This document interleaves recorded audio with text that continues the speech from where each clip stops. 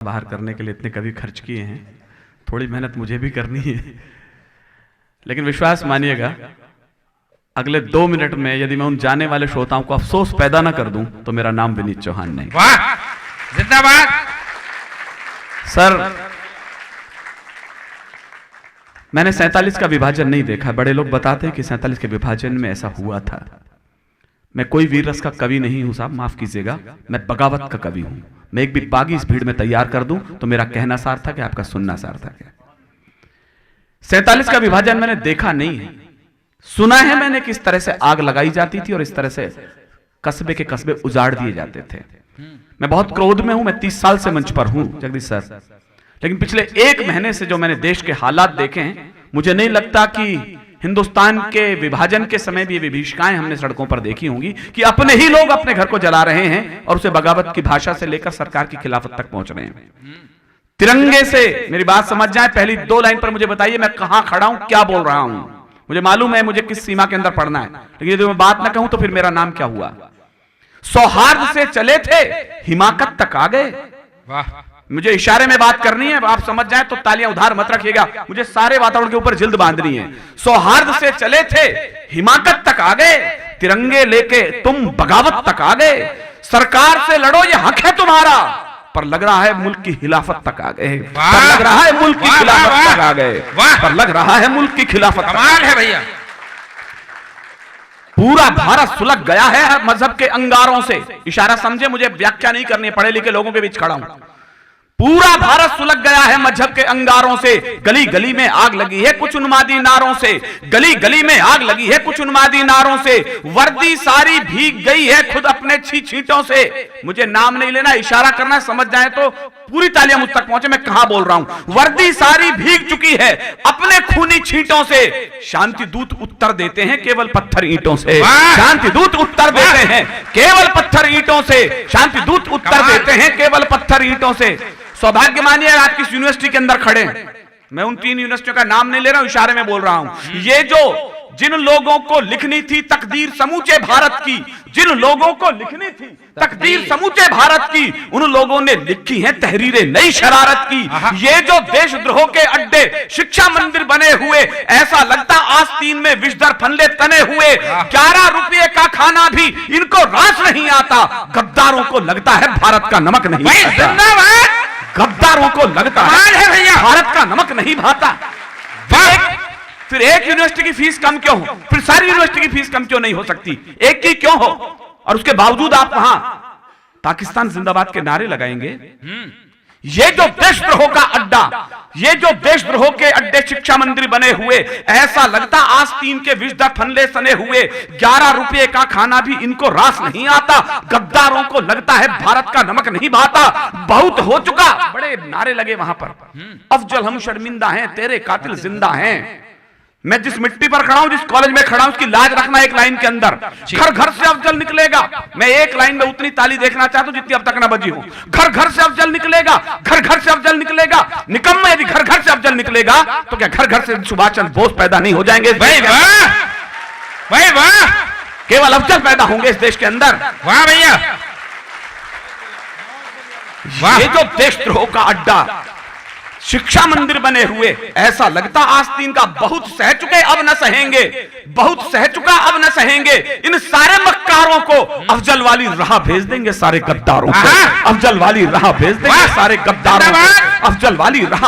अपनी रक्तिम आंखों से मैं जलता भारत देख रहा हूं, अपनी रक्तिम आंखों से मैं जलता भारत देख रहा हूं। आस्तीन में काले विषधर निर्दिन पलते फेंक रहा हूं। गिनती पूरी कौन करेगा इन पागल शिशुपालों की, गिनती पूरी, भाषा देखे जरा कविता के लोग, गिनती पूरी कौन करेगा इन पागल शिशुपालों की। कौन शीश बढ़कर काटेगा शकनी वाली चालों की, कौन शीश बढ़कर काटेगा शकनी वाली चालों की।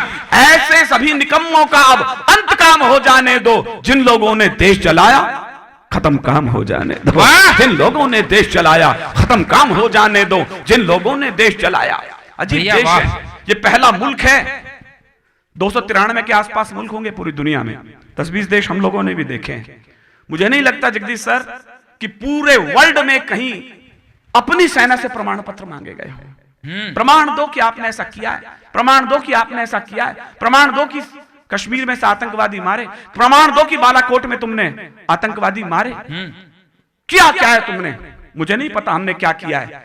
4 लाइन सुन लीजिए, समझ में आ जाए तो ऐसे लोगों की कनपटी पर आपकी तालियां पहुंचे। मैं जो कह रहा हूं, कुछ देशभक्ति के मंत्र वहां जाकर हमने बांचे तो हैं। 70 साल का इतिहास देखें और अब जो हुआ है मैं उसको 4 लाइन में व्यक्त कर रहा हूं, समझ जाएं तो फिर मैं कुछ बोल रहा हूं। कुछ देशभक्ति के मंत्र वहां जाकर हमने बांचे तो हैं, चाहे कश्मीर हो चाहे बालाकोट हो।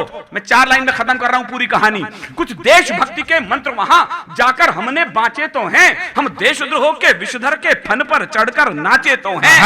अब जरा आपके हाथ उठें। कुछ देशभक्ति के मंत्र वहां जाकर हमने बांचे तो हैं, हम देशद्रोह के विषधर के फन पर चढ़कर नाचे तो हैं। आतंकवाद के अंधड़ को आगे बढ़ ललकारा तो है, धीमा ही सही तमाचा पर उसके मुंह पर मारा तो है। वाह, धीमा ही सही तमाचा पर उसके मुंह पर मारा तो है, धीमा ही सही तमाचा पर उसके मुंह पर मारा तो है। लो हमने दुम सीधी कर दी इन आतंकी आकाओं की, लो हमने दुम सीधी कर दी इन आतंकी आकाओं की, जो उछल रहे थे आड़ लिए इन अलगावी नेताओं की, जिन लोगों ने संविधान रद्दी अखबार बना डाला। मैं एक भी लाइन गलत बोलूं अपना हाथ खड़ा कर देना, मैं कविता वहीं छोड़ दूंगा। बताना कि तुम झूठ बोल रहे हो। सच के दरवाजे पर मैं पहली दस्तक दे मारूं तो आपका समर्थन मुझे मिलना चाहिए। जिन लोगों ने संविधान रद्दी अखबार बना डाला, कश्मीर को पत्थरबाजी का बाजार बना डाला, उनकी अकल ठिकाने ला दी। मैं बहुत जल्दी पढ़ूंगा, जल्दी लौटाइएगा तालियों को। उनकी अकल ठिकाने ला दी, उनकी ही चतुराई ने सबकी ऐसी तैसी कर दी अपने मोटा भाई ने। सबकी ऐसी तैसी कर दी अपने मोटा भाई ने, सबकी ऐसी अपने मोटा भाई ने। ये तो छोटा सा ट्रेलर है, अब आगे को तैयार रहो। मैं पहली स्पिन बॉलिंग कर रहा हूं। ये तो छोटा सा ट्रेलर है, अब आगे को तैयार रहो। सहूर तुम्हारी जन्नत में कर लेंगी सब सत्कार कहो, सहूर तुम्हारी जन्नत में कर लेंगी सब सत्कार कहो। विश्वास रखो इस बार सभी ये निरक्षीर हो जाएगा। उम्मीद करता हूं जिस महापुरुष के सम्मुख में खड़कर एक कविता पढ़ रहा हूं, उसका यदि कोई सपना अधूरा रह गया हो तो आप उस पर मोहर लगाइएगा। विश्वास रखो इस बार सभी ये निरक्षीर हो जाएगा। सिंधु तट के सब आर पार ये कश्मीर हो जाएगा, सिंधु तट के सब आर पार ये कश्मीर हो जाएगा, सिंधु तट के सब आर पार ये कश्मीर हो जाएगा। प्रदीप सर, पिछली वर्ष से अब तक के लेकर के एक छोटी सी खुशी मेरे हिस्से की जो मैं अपने परिवार में बांट लेता हूं। जी भैया, भाई साहब के आशीर्वाद और सहयोग से भारत सरकार के ऊर्जा मंत्रालय में इस समय मैं हिंदी सलाहकार के पद पर डेप्यूटी हूं। तो मेरे मिनिस्टर ने कहा, यार ये कविताएं यहां पढ़ते हो बड़ा आसान है, कभी वहां गए हो जब -40 में हमारे बेटे खड़े संगीने लेकर के? मैंने कहा सर लद्दाख में कभी नहीं गया, लेह नहीं गया मैं कभी भी, श्रीनगर गया हूं मैं कई बार। तो उसने कहा एक बार वहां जाओ। सर मैं वहां चला तो गया, लेकिन जब मैं लेह से वापस दिल्ली एयरपोर्ट पे उतरा, इंदिरा गांधी एयरपोर्ट पे, तो सर एक वीडियो वायरल हो गया मेरे मोबाइल के ऊपर। मुझे नहीं पता आप में से कितने लोगों ने देखा है, मुझे बताते हुए शर्म आएगी, आपको सुनकर शर्म आएगी हम किस हिंदुस्तान में जी रहे हैं।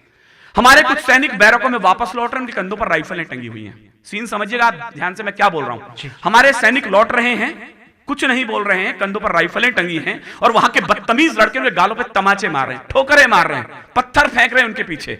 आप में से कितने लोगों ने सीन देखा जिसका मैं जिक्र कर रहा हूं? शुक्रिया। मैं यही आपको बताना चाहता हूं, हमारी सेना इन निकम्मों की किन हालातों में रक्षा कर रही थी और ये उसके बदले में उसे दे क्या रहे थे। मैं क्रोध में भरा हुआ था तो मैं उस दिन कुछ नहीं लिख पाया। मैंने बड़े भाई हरिओम पवार जी को फोन किया, सर ये क्या हो रहा है? दिल्ली से पूछा है क्या हो रहा है? कल ये तो सैनिकों के धैर्य की परीक्षा है। मैंने कहा नहीं सर, ये कोई धैर्य की परीक्षा नहीं है।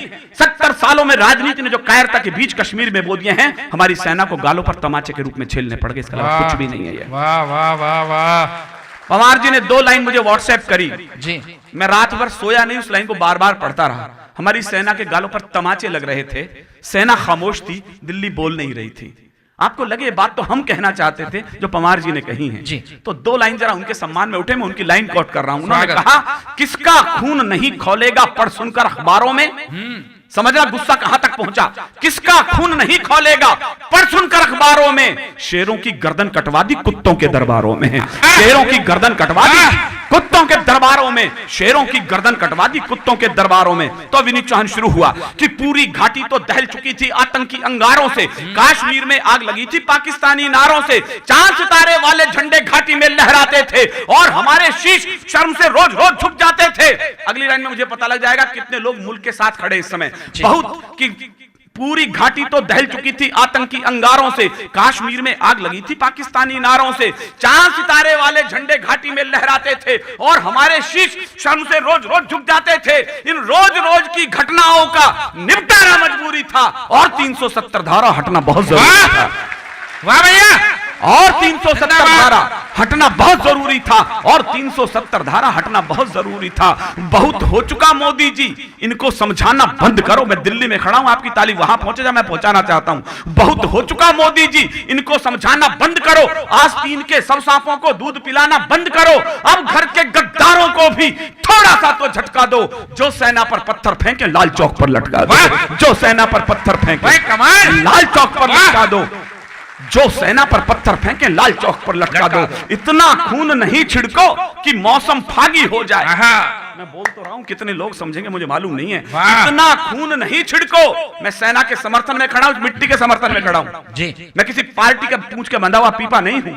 ये राज मुकुट तो इस सर से उस सर तक आए जाएंगे। यदि कभी भी पार्टी के पीपे हो गए तो फिर कौन बोलेगा निष्पक्षता की भाषा। ये राज मुकुट तो इस सर से इस सर तक आए जाएंगे, लेकिन इतिहास उन्हीं का है जो मां पर शीश चढ़ाएंगे। वाह, लेकिन इतिहास उन्हीं का है वाह, जो मां पर शीश चढ़ाएंगे। भैया वाह। इतना खून नहीं छिड़को। मैंने कहा मैं पहली स्पिन बॉलिंग कर रहा हूं। इतना खून नहीं, जिनके समझ में आए तो वो ताली बजाए, वरना पड़ोसी से पूछे मैंने बोला क्या है। इतना खून नहीं छिड़को कि मौसम फागी हो जाए। सेना को इतना मत रोको सैनिक बागी हो जाए। सेना को इतना मत रोको सैनिक बागी हो जाए। इनको खुली छूट दे दो कि दुश्मन को खंजर भौंके और पड़ोसी की झोली में गद्दारों के सिर सौंपे। तभी जाकर ठंडा होगा झेलम का रक्तिम पानी और पड़ोसी याद रखेगा ये थप्पड़ हिंदुस्तानी। और पड़ोसी याद रखेगा ये थप्पड़ हिंदुस्तानी है।